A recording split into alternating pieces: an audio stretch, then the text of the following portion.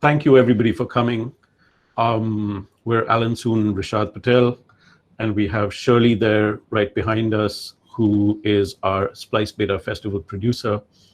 She's 33.3% of the team. We aim to up that gender balance very soon. So let me just, for those of you who don't quite know what we do, who we are, we run a little company which is 5 years old. It's called Splice.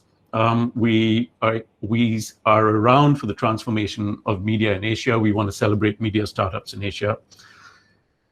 Alan's going to tell you why are we doing beta.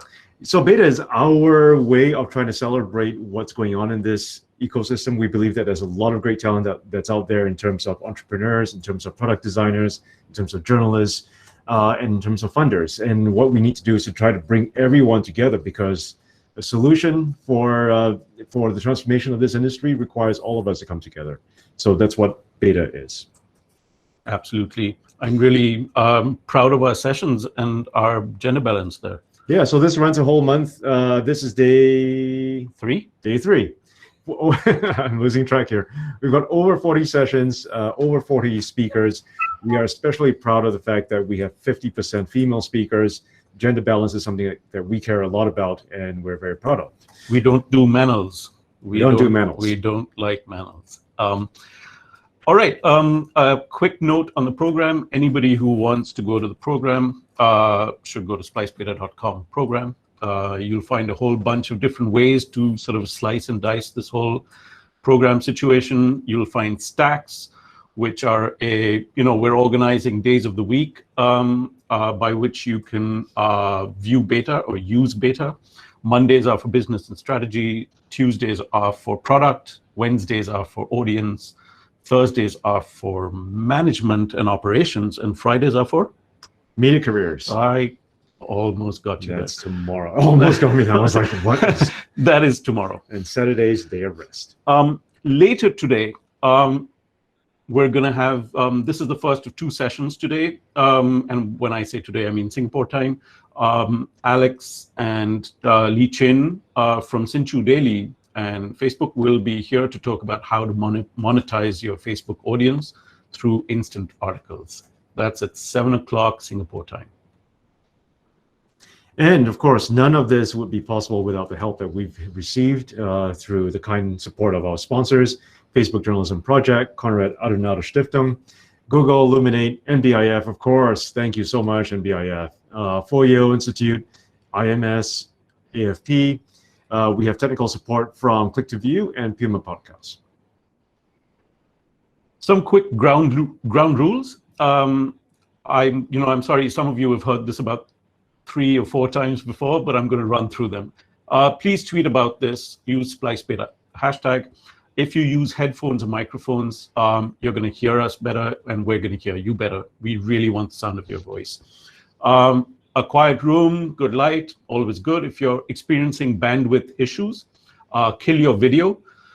Please leave comments, questions, and links in the chat box. We will ask the speaker for you, and at time to time, we'll ask you to unmute yourself and chat.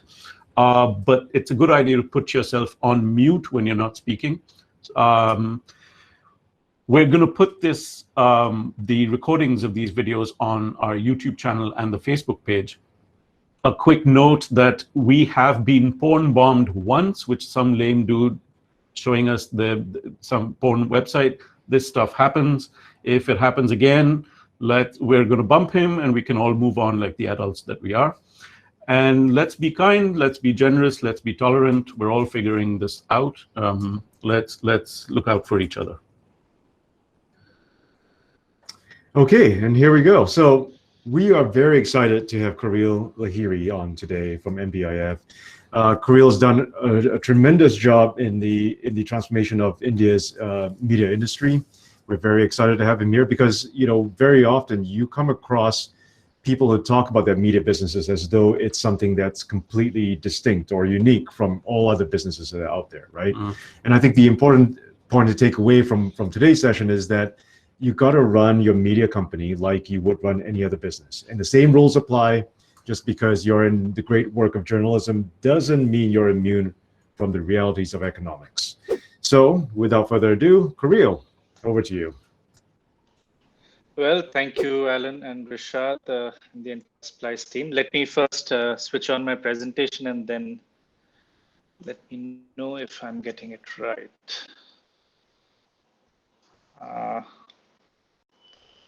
All right, is my screen visible, the presentation? Thank you. Okay, so great. So thanks again, Alan, Rishad, Splice team, and everyone who is here today for this opportunity to present my thoughts. Definitely, media business is no different from any other business. Of course, there are some nuances, but broadly, the fundamentals of running a business remain the same. And therefore, as the person, I believe, as the person who's running the business, as most of us gathered here are, or we are in senior leadership positions, we have wide-ranging responsibilities.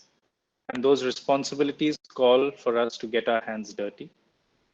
So I got to thinking about what would be the best way I could do justice to this topic, and what would be the best way I could steer clear of a prescriptive approach. I wanted this to be as inward thinking as possible, because prescriptive truths never work, because there are nuances that differ from business to business, market to market, country to country, environment to environment, situation to situation. So we don't want to get into that. So I drew up a long list of questions. This presentation of mine has, I think, more than 150 questions that are fundamental towards seeking those truths.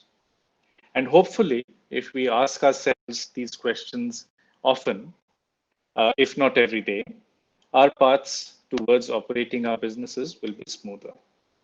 As we go along, you'll find that I'll also move into a couple of focus areas like product and finance. And then I'll perhaps leave you with some thoughts on audience and distribution. And because I know that I would be speaking to a largely media audience, I try to kind of be a little clever and try to base it on the 5 W's and 1 H, which is the who, what, where, when, and whys. So without further ado, let's start with the whys. This is the most important question to ask. If I were to put myself in the shoes of a media founder or any founder for that matter, it's the most existential question that you must ask before starting a business. Or once you have started, definitely it must be at the center of your actions on a day-to-day basis. Let's see, if you're still starting, think hard on why it makes sense for you to start this particular media business. For instance, you could be in news, or maybe you could be in community media, or maybe you could be doing something which is in entertainment.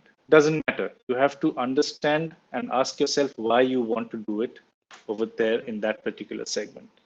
And do you, as the founder, have something to offer that others don't? And why do you think it will succeed? That's important. The question about success is important because we are not here to fail. And unless we know why it will succeed, we will not know the route we need to take towards that success. And if you're already running the business, we need to think on why should people continue to trust you, and why should your business continue to succeed beyond where it is today. From the trust factor, for example, I trust a newsletter which is called the Splainer, and it gets me each and every morning every news item that is worth knowing. And you'll see some screenshots at the end of the presentation. I think it will be up for downloads also.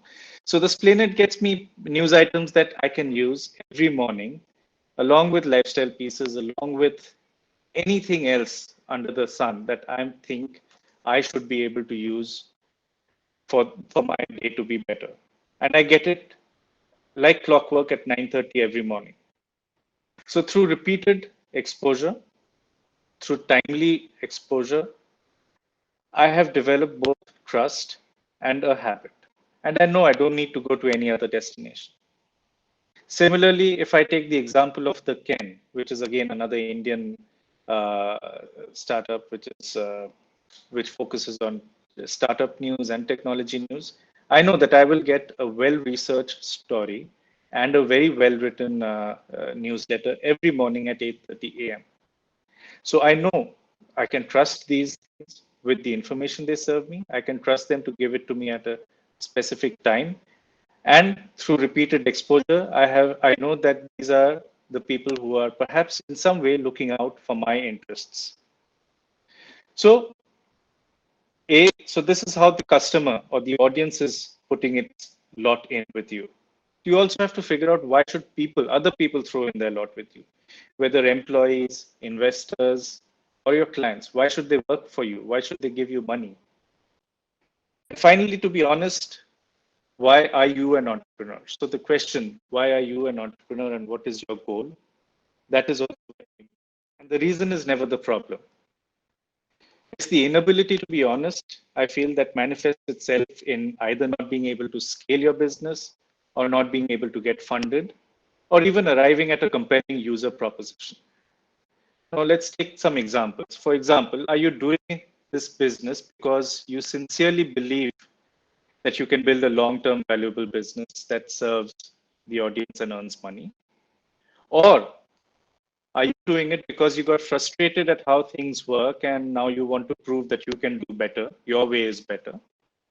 Or are you doing it because perhaps being an entrepreneur comes along with the illusion that you'll be a master of your own schedule, your own time, and you'll have a lot of freedom?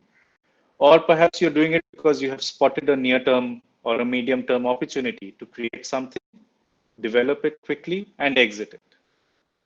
Remember, none of these are bad motivations. Yet, each of these has a bearing on the way in which you will build your business. I'm sure as we go along, this point will get clearer. Moving on, let's ask ourselves the what. And this typically comes on the back of why and should complement as closely as possible. Let's take another example, and pardon me if I take too many Indian examples because that's the market I typically operate in. But again, let's take the example of a company called Joe Stocks. That's one of our partner companies. The problem that they are solving is to give underprivileged youth the tools to succeed in an unequal society. The way they do this is through motivational talks and app-based learning. But they are not a regular edtech company. So they have defined their what. They have defined that they are not among the dozens teaching coding or marketing. They're looking at soft skills that nobody teaches. They're using everyday people in multiple languages. So it is solving a very real world problem. It is sidestepping the other solutions that exist out there and it's carving a niche of its own.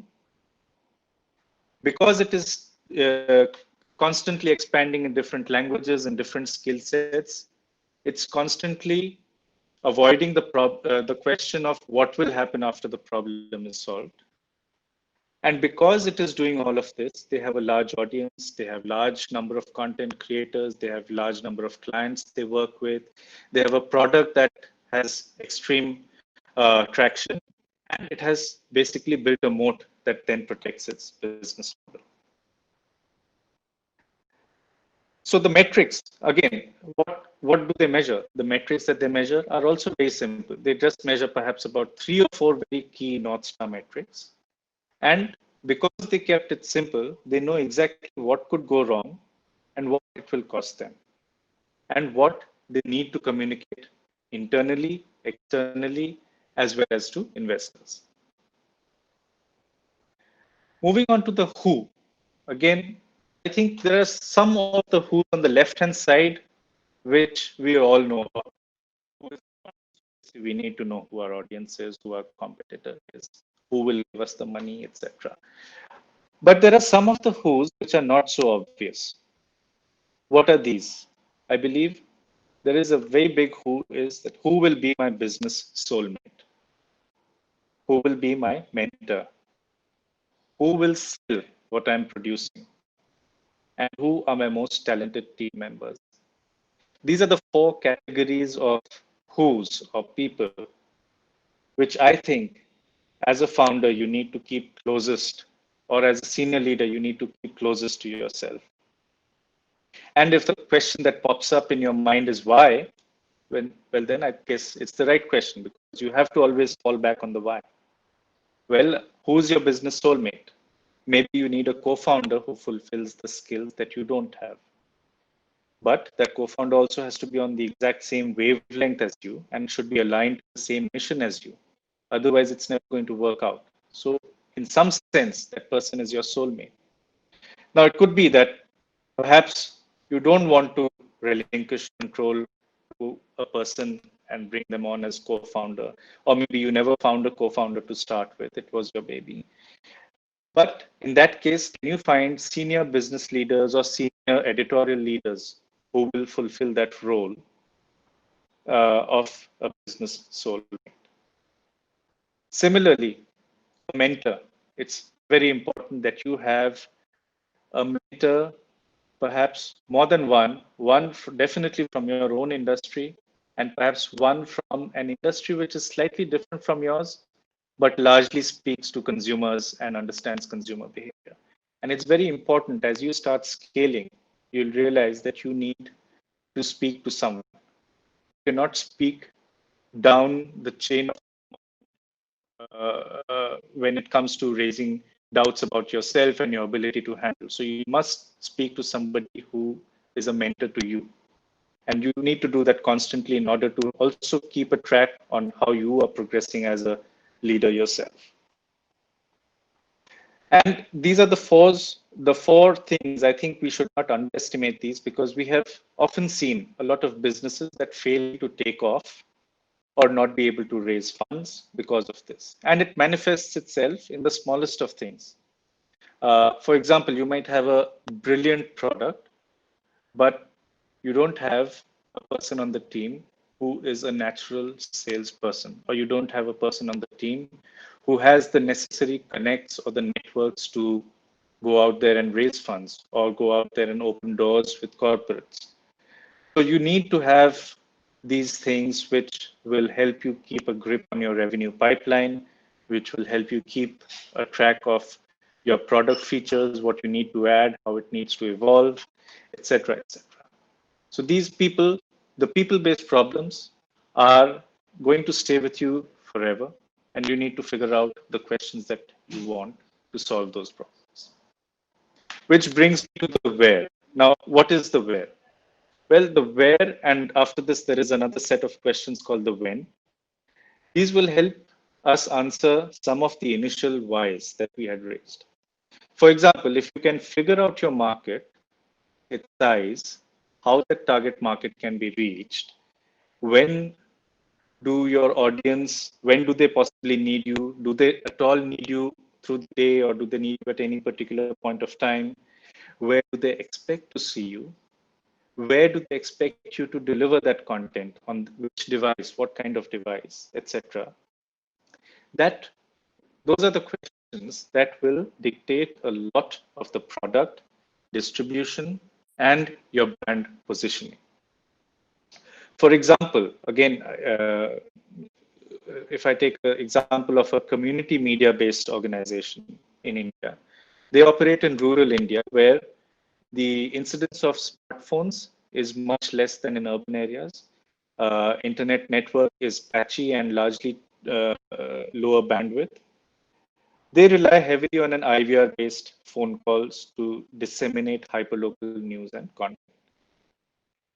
So, but at the same time, they have an eye on where is technology headed, where is the regulatory environment headed, where is infrastructure headed. And gradually, as audiences are migrating to smartphones, they are also migrating their content and their services to a very light app, which would make sense for those rural audiences.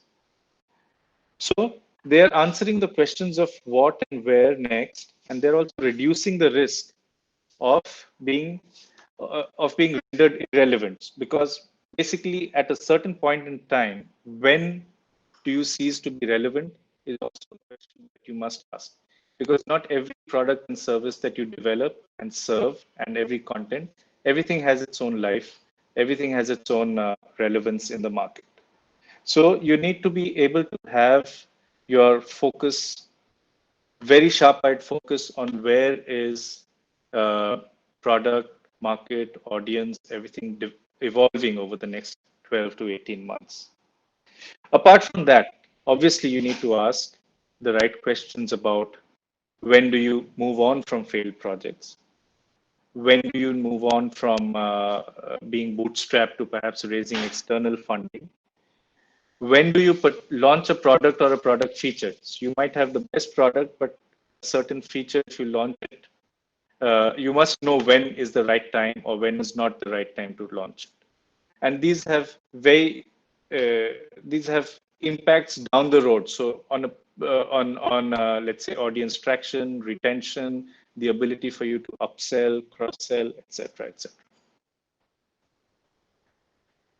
And now that we have answered or rather raised the questions of the who, what, where, when, and why, I think we must finally attempt to answer the most important of all, which is the how. How will you do any of these things? Or how will you be answering any of these questions? Very importantly, how will you make money? How will that business make money? And how will you keep doing so? Because that's what is going to keep you rolling in a sustainable manner through the years. How will you maintain your product and brand superiority? And if you can then, I mean, how will you change, if you can, let's say, if you have a product that changes audience behavior, how exactly will you change that audience behavior? How exactly will you take advantage of that changed audience behavior to monetize it? How will you how often should you take a look at what you have, break it down, and reinvent it or refix it? We all know that if it ain't broken, you don't fix it. But sometimes we also need to figure out, do we need to keep fixing it time and again? And that always happens in businesses which are extremely audience led. And if I were to look at the space that we're in today, we have increasingly media and content businesses where the audience is creating content. So you need to figure out, how do you break down the processes at your end and reinvent those processes to serve the new realities? And hopefully, when you do that, you will again go back to asking, why do you need to do it, and what it is that will be achieved.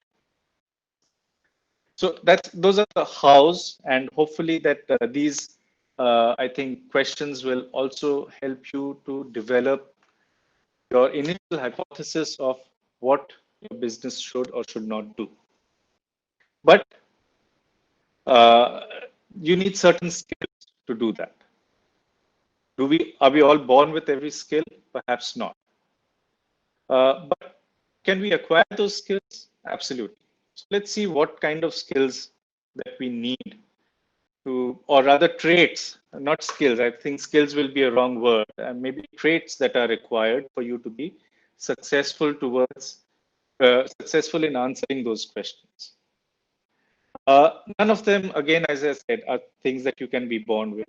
But firstly, I think the most important one is comfort with people. As a founder or as a senior leader, you will be obviously expected to take lead on crucial sales. So, are you comfortable selling?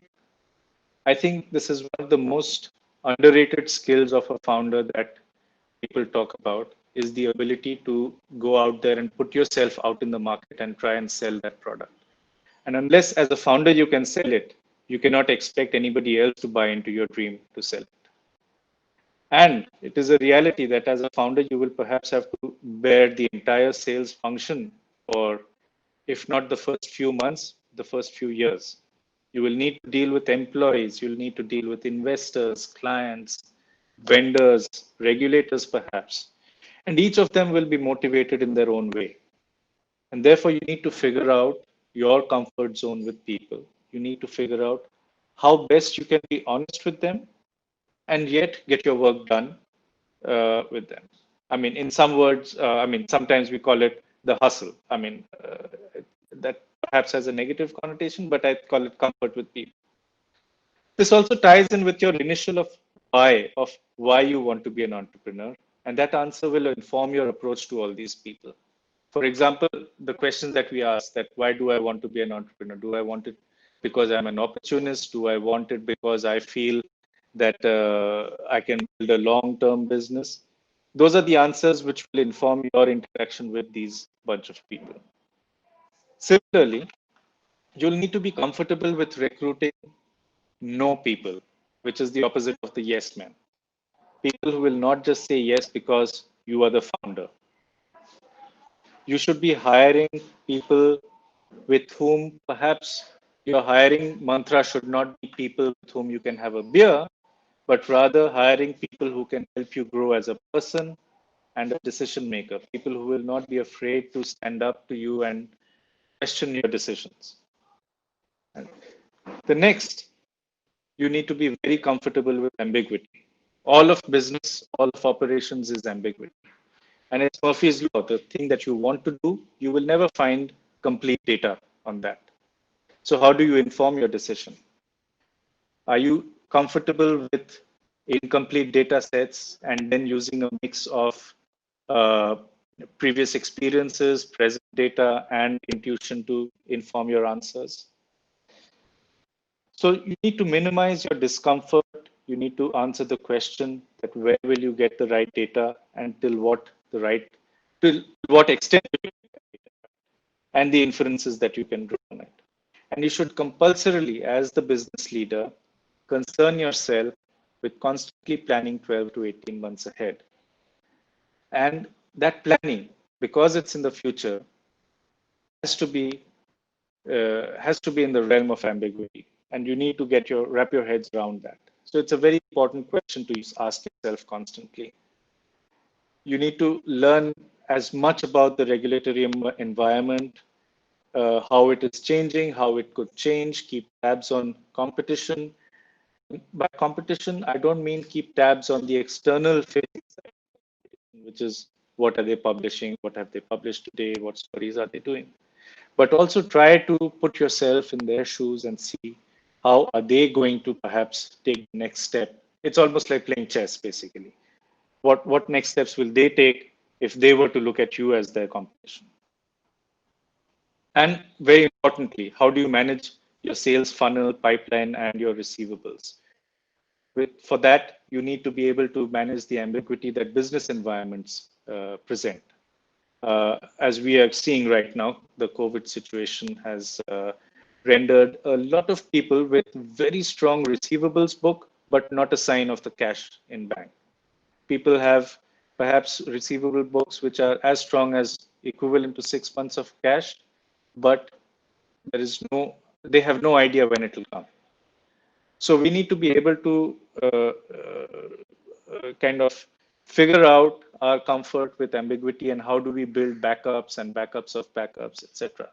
Of course, certain situations, events like the COVID will obviously throw a lot of things out of gear. But hopefully, if the initial questions and the initial processes were followed, one can cover faster or at least cushion themselves in that form. Also, since we are talking business, comfort with numbers, familiarity with numbers, comfort with being able to distill your thoughts, processes into actionable plans which are measurable is very important. You need to be able to understand your own data. Nobody expects every founder to be an expert in data, in sales, in finance or anything. But I think every founder should take it upon themselves to be at least conversant or fairly competent with at least understanding the basic concepts that drive numbers. And finally,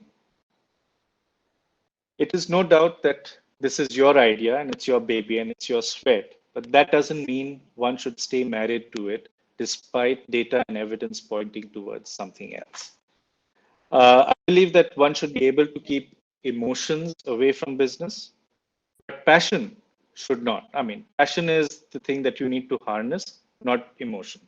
And that passion about why you are doing this, who you are serving, what you are building, should be reflected in everything, in your product, in your communications, in your marketing, in your sales pitches, in your investment pitches, in your town halls with your employees. That passion is what you have to communicate and not be bogged down with emotion, because emotion can cut, sometimes it can cut both ways. So that is something that we need to be aware of. Of course, if you can harness, if you think you have the capability of harnessing emotion in a positive way at all times, please feel free to do so. But this is just a thing that you need to obviously keep at the back of your mind. But these are all lots of questions, lots of a very 30,000 foot view. What do we do next? I mean, what do we do with all of this? We need to plan out that how do we go from starting to, let's say, a measurable and a successful outcome. So there is obviously a few steps. There are people, there are processes, and product. And then comes obviously your iterations and the money. So people is obviously the first building block of any business, whether it is media, in fact, even more so, because it's people who are building the core product, which is content and stories and journalism. It's the people who are reading it. It's everything is people oriented. So you have to get your people's people side of the equation right. Then is of course your processes, the structure in which you break down what you are trying to do, the structure in which you gather data, infer your solutions, and then act upon them and build your product or build your website or build your services, whatever it is that you're doing. Then we come to product. And I say it's the only thing that matters. And one of the reasons I say that is that if I were to fall back on the 4 Ps, let's say product, place, price, and promotion, product is the only P out of those 4 which is the most fundamental. Without the right product, which is your interface with the audience, neither will you be able to promote it well. It will always sound fake. You will not be able to distribute it well because your product was wrong in the first place. And you will be able to price it well. So product is the most fundamental lever at the middle of all of this.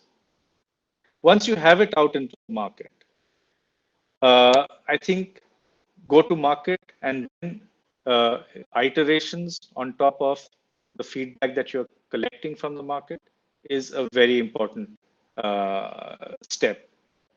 And this, and even more so in today's digital businesses, we can't wait for 100% right product for the launch simply because there is nothing called the 100% right product.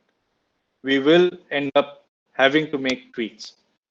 This is, and I'm sure I don't need to tell most of you because a lot of you are doing this already. You launch, you do your iterations, you keep launching updates, you keep that feedback loop open, and obviously you do that on the basis of a certain product roadmap that you've drawn up.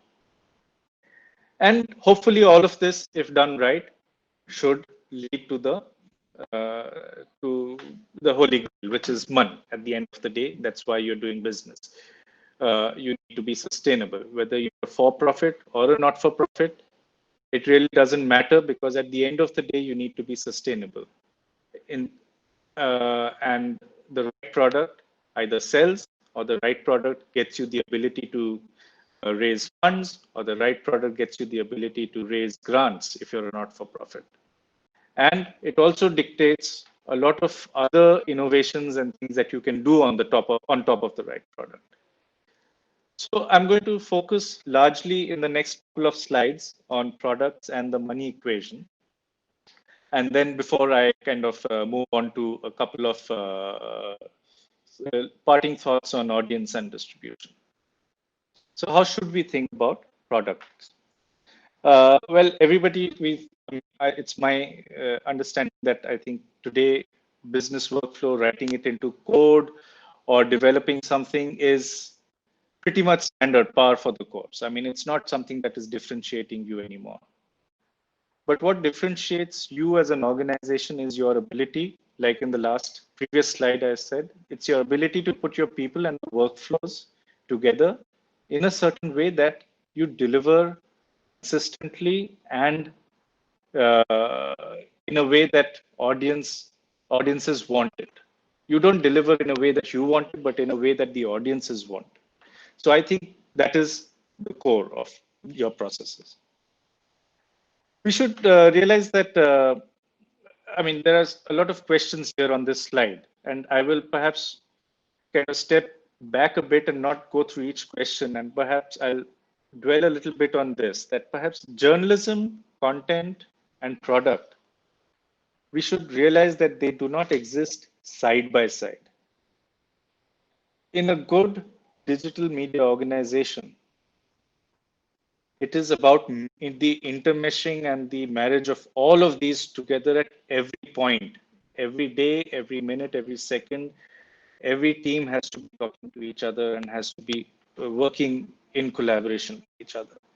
And it is understandable, like most people who are, let's say, either media entrepreneurs or the senior leaders in media who come from a content background, it is understandable that you want to concern yourself with managing the content, the quality of the content, the quantity, because after all, content is king.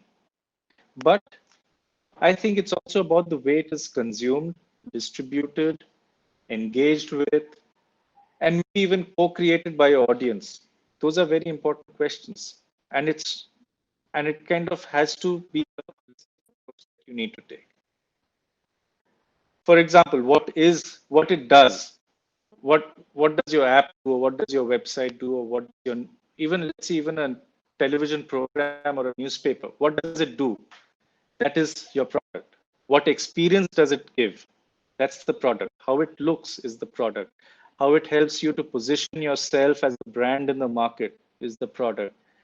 How it helps you stand out and wow your audience, blow their minds out. That's the product. How it helps you earn revenues, determines your ability to price it, determines your ability to distribute it efficiently. All of these are the questions that we should ask ourselves while engaging in product management. And it is our responsibility as let's say leaders of media organizations to concern ourselves with the entire value chain: research, design, code, analytics, marketing, sales, communications, everything. Yes, we need specialists. We need to hire those specialists. We need to relinquish control and let those specialists do their jobs.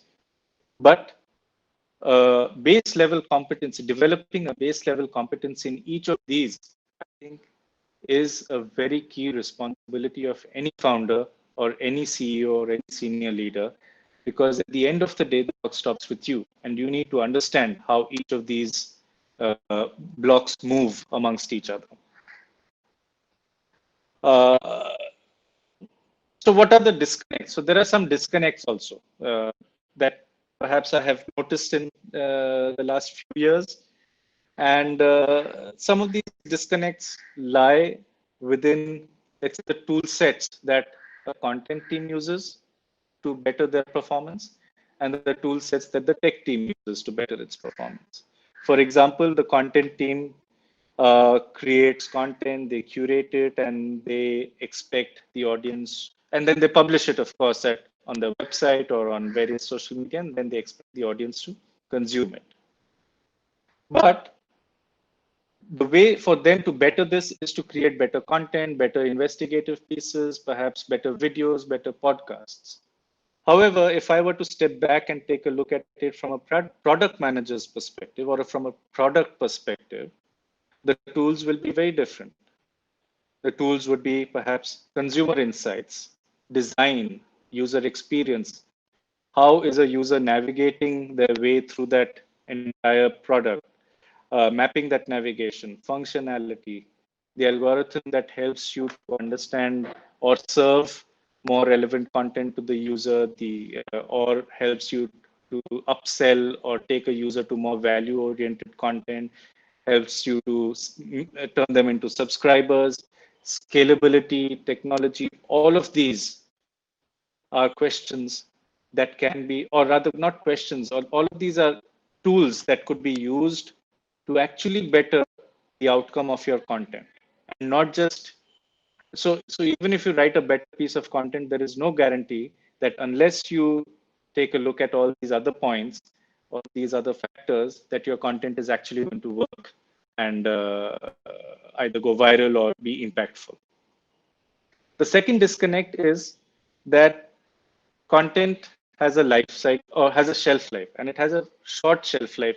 And most of us in the space of news media know this, that content really, news content really lasts a few hours. And yet, the product question has, I mean, if I were to take a look at content as product or uh, website or the media product that you have developed as the product, then there is a disparity in the timelines. For content, your shelf life is short, and as the product manager or the product team is betting on uh, developing the product for future horizon of a future timeline. For example, uh, they are placing their bets on the next kind of technology that will be available or the next kind of devices, etc., etc. But the content team is placing its bets on what is the news, the now kind of a situation. So I think that is a disconnect that happens, and that is where if more editors and product managers speak together on a daily and hopefully twice a day kind of a basis, I think it makes a lot of difference. Let's move on to the money. And yes, this is a very, very important one. And we all know that this is a very beautiful world of finance, which I know many media or content editorial oriented entrepreneurs hate, or maybe hate is a word, but many in the world of editorial and content find it uncomfortable because perhaps the understanding is not complete. However, trust me, if you embrace some of these thoughts or concepts, it will make a world of good to the business that you're doing, and it will be do a world of good for you yourself as a leader as well as for your employees. So there are two ways of building a business, I think. One is a balance sheet way of building a business, and the other is a P&L way of building a business. So what is the balance sheet way of building a business? It's very simply, it's a term that means that you borrow money or you raise funds first, then you spend that money on building your technology, doing R&D, doing marketing, creating content IPs, etc. Basically doing stuff that consumes money before you can generate money.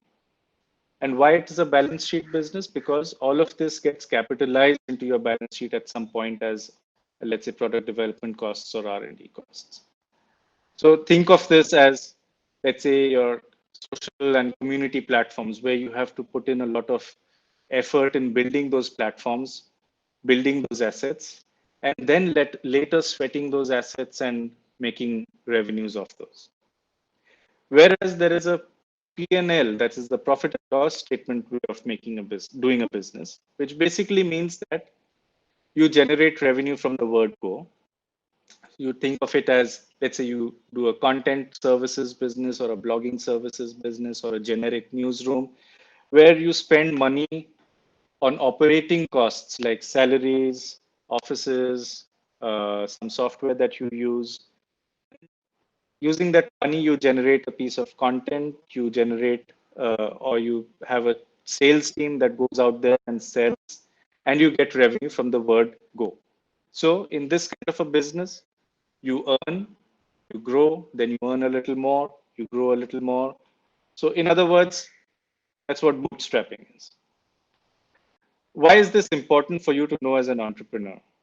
It's because the balance sheet kind of business and the P&L kind of business, they attract two different kinds of entrepreneurs.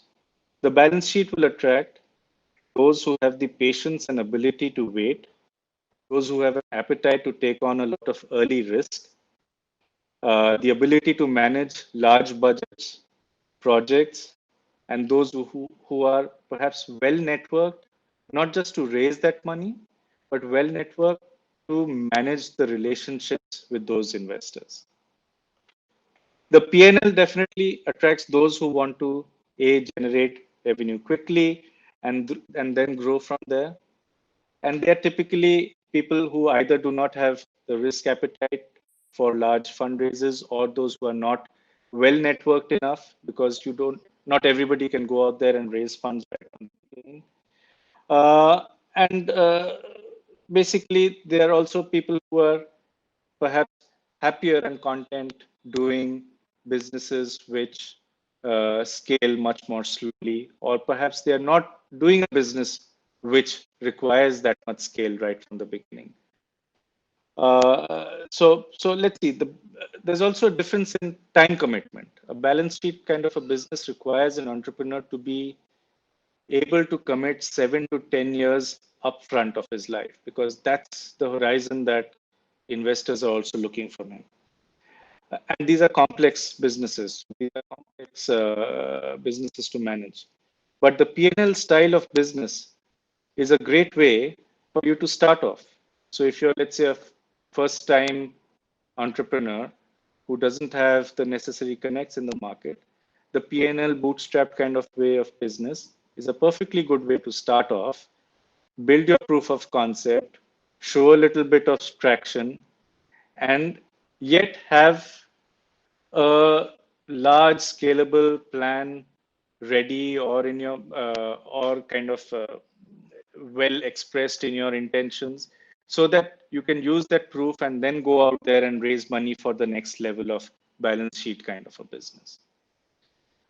So I think that's a very fundamental question for whoever's starting off, or whoever is thinking of raising funds to consider. Question of, speaking of funds, how do you raise funds? I think I will leave that quadrant to Monday's session, which Kevin will be taking. But again, some questions that you might want to think about is, when is the right time and how much money you should be raising, and why you should be raising. Obviously, you need to have a good reason. Do you just need the money, or do you need a certain kind of partner from whom you can benefit? Who should you approach? How? When? Etc. Etc. Etc. And those are questions that are very important, but I believe we have a different session for that. So let's move back to how do you monetize and the questions related to that. Well, very importantly, I think while you're still on the drawing board, you have to be able to think unfettered and think big, and think how many different touch points and different revenue streams can you explore in the best case scenario. So for example, when somebody presents a business plan or presents the intention of raising funds, one of the questions that I ask most often is, if I were to give you a blank check, what all could you do?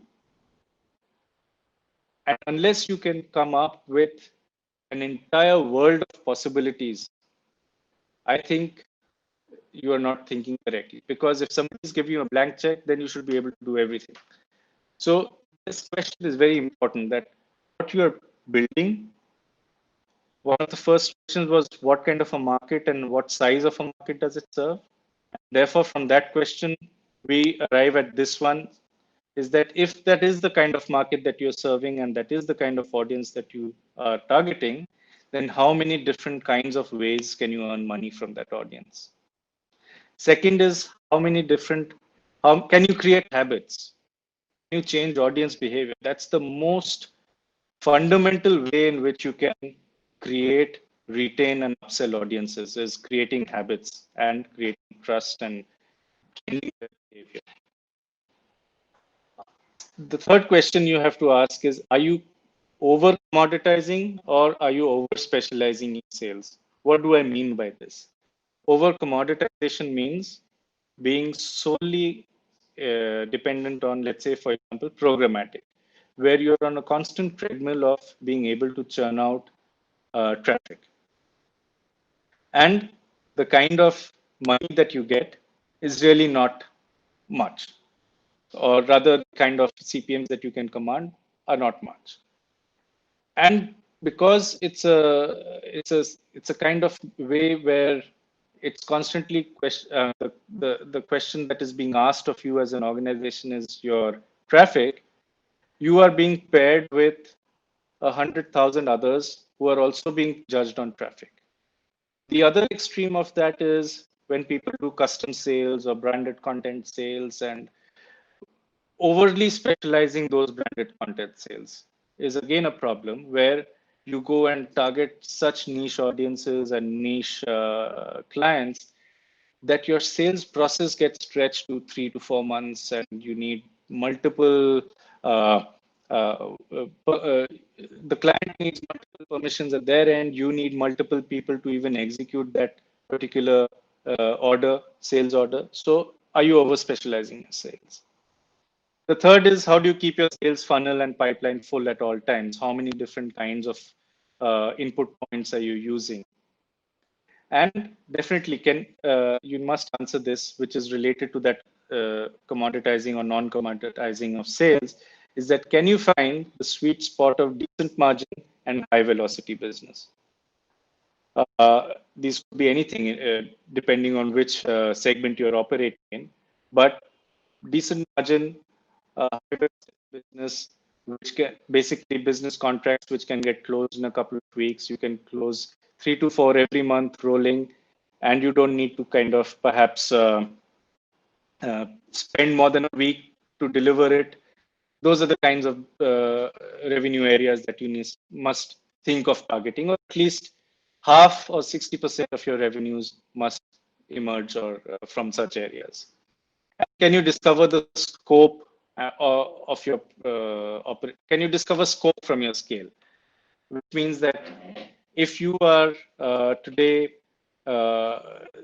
doing a content business which is related to, let's say, just giving news, are you able to utilize your expertise in news and the ability to manage, let's say, content-oriented businesses to also provide perhaps consulting services to somebody who needs that? So can you derive scope? And there is another slide right at the end of it, which you can see at your own leisure, on the various kinds of scope and revenue streams that one could explore in media businesses. Then is the question of how do we manage the money? Every businessman and entrepreneur should know is break-even math. When are you going to break even? At how that question could be either by way of the number of subscribers, or the number of people who come to your website as traffic and therefore lead to a certain programmatic revenue, etc. And therefore, your break-even math is also related directly to the next question, which is, are your variable costs covered? Because break-even is a direct derivative of variable costs and your contribution margin that comes from that. Then can you manage the cash flow and the working capital cycle? Again, as an entrepreneur and founder, you have to have a very close grip on the cash flow. And how many months of working capital do you need in your bank at a certain time is a very important question that you need to figure out. To manage that working capital, I think you need to answer whether you can collect receivables ASAP. Mostly we see that receivables have a 30 to 45 day collection period. Can you offer your clients a little discount and collect it immediately? That discount that you're offering might actually be better than the cost of time value of money that you're giving up by keeping your receivables post-dated. Or it might even be better than the headache of not having the adequate working capital with you at the right time. Secondly, to do all this, one does not expect you to be a finance wizard, but you must know the concepts. And you must have a finance professional on the team or at least on a retainer. The next is, how do you manage cash in the bank? Say you've raised money, or say you've cashed in on a large invoice.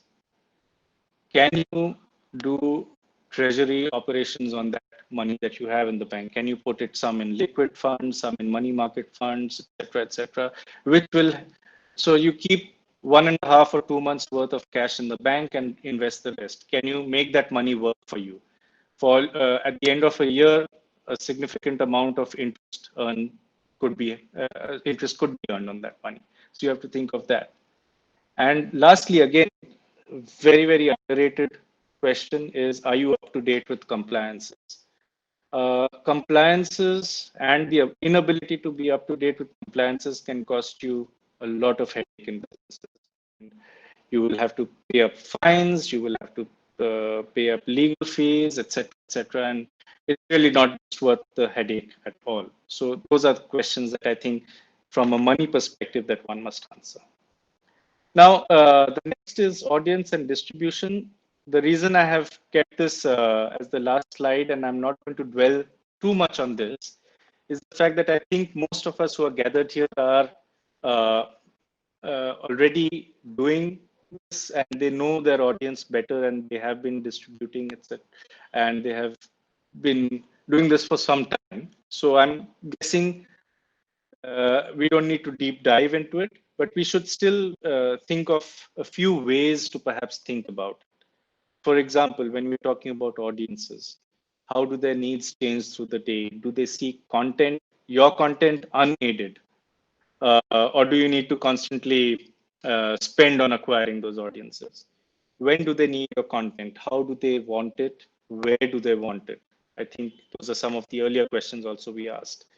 What kind of networks and devices are they on? How much do they want to see you and hear you? And how much do they want to be heard? So is it your organization talking to them? Is it your reporters and editors talking to them? Or does your audience also want to be heard and be an equal stakeholder in the conversation? And how do you enable that if they want to? And once they are, how engaged are they? And are you listening to them? And are you measuring what you're listening? And once you measure and once you listen, how do you kind of build that into, let's say, couple of North Star metrics? How do you build that to answer the question of how do you make them more and more loyal to you, and therefore make them more, let's say, become a better habit in their life, and then you can monetize them. Similarly, in distribution, I think a few ways to think about distribution is defining what success looks like. I mean, if you can define that my success looks like $100 million in revenues, then what do you need to do to have that revenue? You need to be available on, let's say, 10 different platforms. Each platform should give you certain traffic. Some platforms should give you certain amount of subscriptions, etc., etc. So how do you distribute it how do you work yourself backwards from there? Again, where, when, and how do people want it? That's a distribution question as well. Do you have communities and that interact? Does your distribution match your brand positioning? For example, your brand positioning is that of, let's say, something very serious, or something, or maybe you are a policy-oriented media outlet. But if you're not available on other policy-oriented websites or research, or you don't publish research papers, you don't do some kind of an ebook kind of a strategy, then does your distribution match your brand positioning? Similarly, what social media is relevant for you? I mean, for the same policy place to be, but Twitter and LinkedIn are the places to be. So these are the certain questions that we think that one should ask and keep at the back of their minds. And with that, well, thank you. And there's a parting thought which I've kept over here. Keep it simple.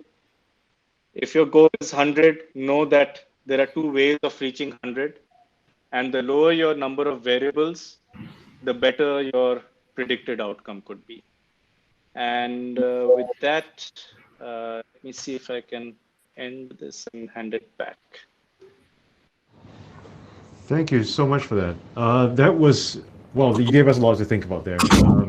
You know what's funny is that even though we are a 5-year media startup ourselves, a lot of these questions are still very relevant to us. And we ask ourselves a lot of these questions almost on a daily basis every time we have to make big decisions, right? I love how you've captured all of that. I think that's great. We are overrunning on time, so I'm just going to try to quickly cut through some of the questions that we had in the chat box. Our friend Rajesh had a question: are there circumstances in which you would advise? Are there circumstances in which you would advise a business to not raise money? Good question. Very, very good question. And I'm sorry, there's some background noise somewhere. Yeah.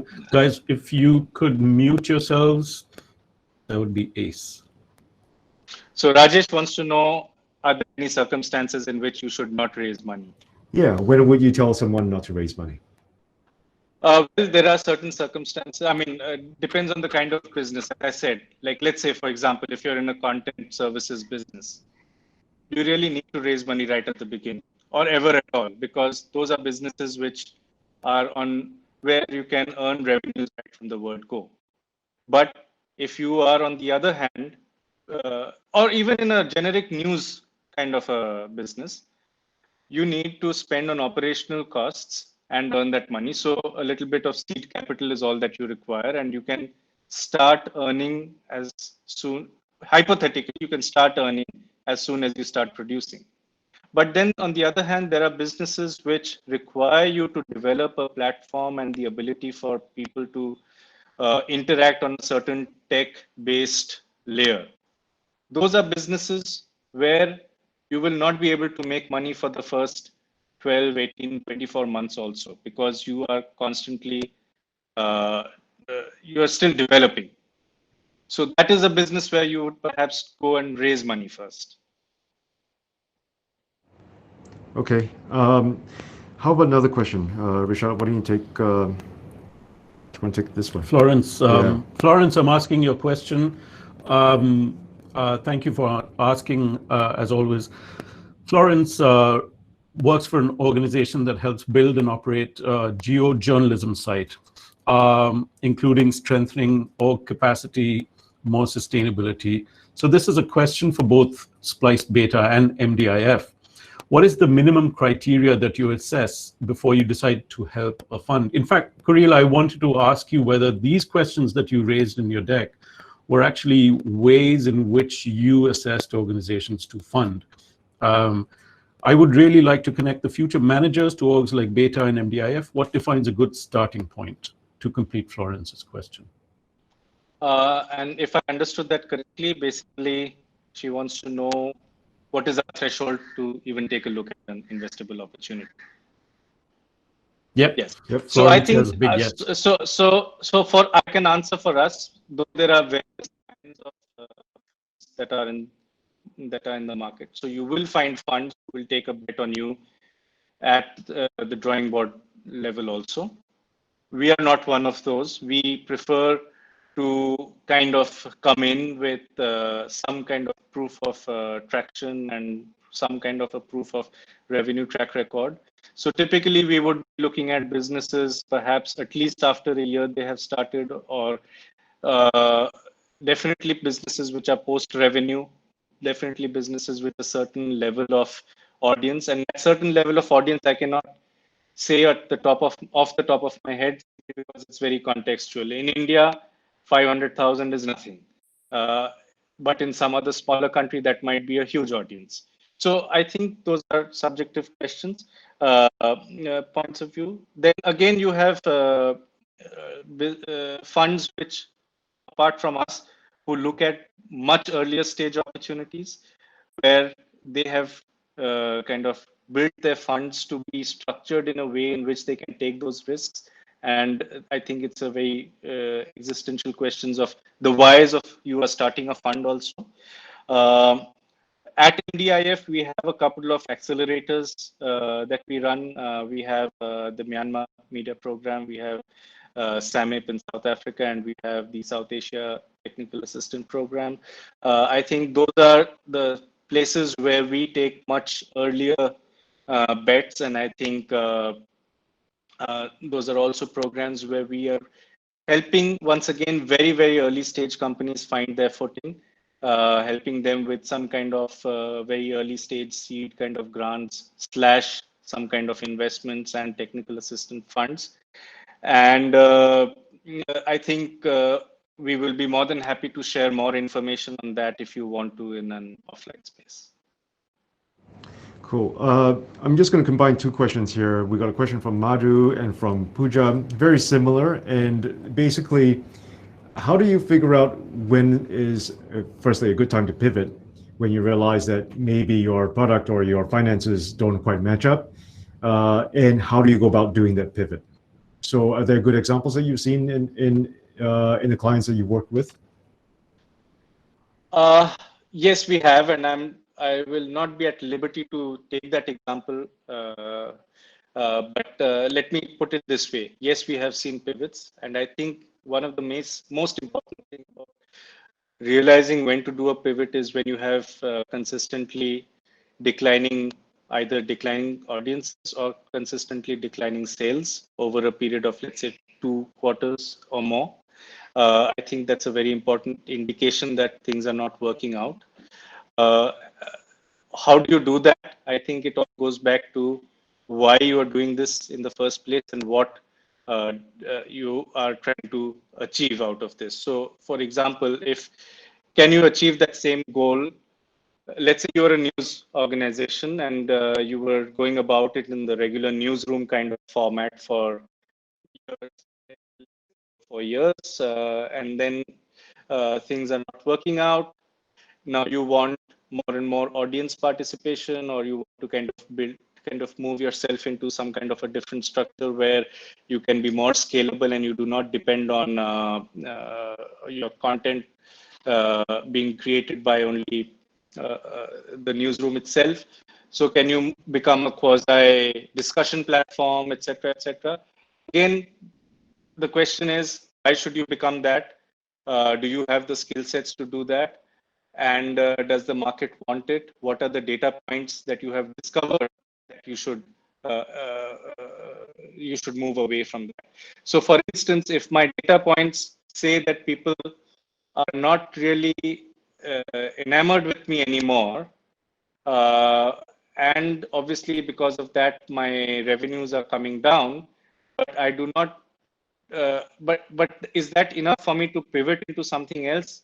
Perhaps not, because I have not yet discovered what is it that people want. So I need to make that effort and go out into the market and discover what it is that people want. To use a very ad agency language, I might want to do focus groups, but do focus groups work anymore? I don't know. But we need to figure out a more efficient solution using today's technology to get the audience's this thing on board. What that reminds me, the focus groups thing. I know it sounds like the 1990s, but it reminds me of when Alan and I went into the Frontier Myanmar office, and they wanted to start up a membership program. The first thing we did, because we didn't really know anything about the Myanmar audience, was the fact that we decided to get a whole bunch of their community in the room. We call it focus groups, where we said, hey guys, we're trying to design a membership program. What do you think it should be? Why should we run it? What would you support? How much would you pay? Should we give you Slack channels? So those worked out, I'd like to think. I just want to very quickly, we have time for one last question, if you guys don't mind, but I'm going to refer this to Bidya and Kamal, who run Hirne Katha in Nepal, a video company that tells stories that are very close to us. Vidya says, we created content first, and later we started looking for business for the sustainability of what we do. which should we do? Which should we have done first, content or business? Do we raise money first, or do we plan raise money first and then plan the content around that, or do you create content first and then look for money to support it? So very quickly, if we could wrap with that question, Koreel, thank you. Sure. I think, yes, I'm slightly familiar with Hernikata. And I think the fact is that the path that they have taken is wrong. I think some of the other questions that need to be answered should be the question of the audience and who are you building it for, how are they consuming it, and how often and where.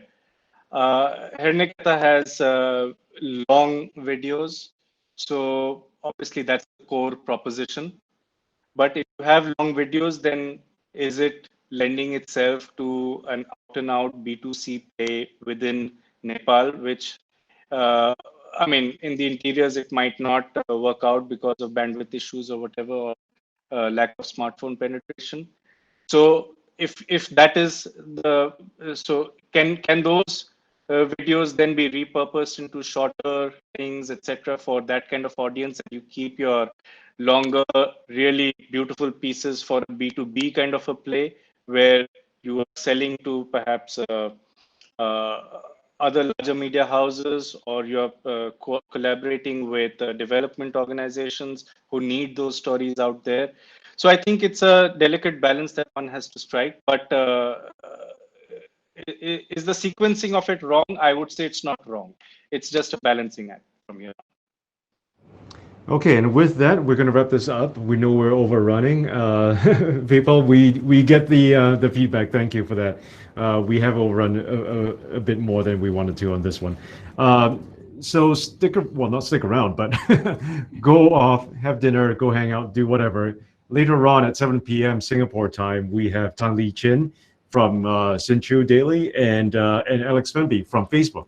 They'll be on to talk about how to use instant articles as a way to help broaden your revenue stream. So that's coming up later. Just wanted to quickly again thank you to our sponsors, Facebook and Conrad Adenauer Stiftung, for all the support that you've put together in helping us make this possible. So thank you. Have a great time. All of this stuff will be repurposed and uploaded to YouTube later, so you get all this knowledge again. Koreel, MDIF, Pat Bird, thank you so much for all your support. Thank you so much. That was a masterclass, Koreel. Thank you. Thank you. Thank you. Bye-bye. Bye-bye. Guys. Bye, guys.